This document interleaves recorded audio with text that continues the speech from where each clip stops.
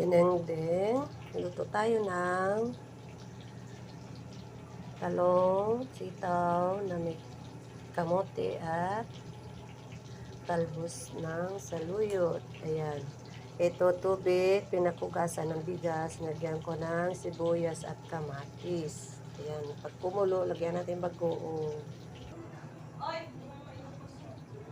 Ayan yung talong, lagyan ko muna ng tubig para hindi siya mangitim hanggang niluluto. Tapos ito yung sasawag natin, pritong galunggong. Ayan, kumulo na. Ngayon, lagyan natin ng bagoong. Ayan, tama lang para hindi siya maalat. Pakuluin ko ulit siya, tapos saka ko ilagay yung mga gulay. Ayan, nakulo na. Lagay ko na si sitaw at kamote. Ayan, ganyan po ako magluto ng gulay ng dinengdeng. Ayan. Tapos, sunod ko na si talong. Ayan. Ganyan lang guys. Ulam ng mahirap. Sino mang nag-uulam nito?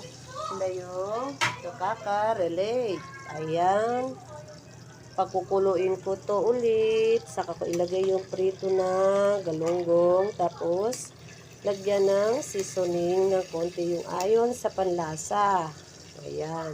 Ito yung dahon na saluyot. Isunod ko na siya ilagay habang nakulo para kasi medyo matagal din niya ito maluto eh. Ayan, pakuluin ko ulit.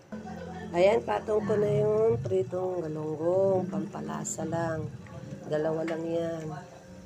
Ayan. Pakuluin natin. Pag natuto na, kakain na. Ayan, luto na. Kakain na tayo para sa pananghalian. Ayan, kakain na tayo. Thank you for watching sa kusina ni Lola Lai. Ayan.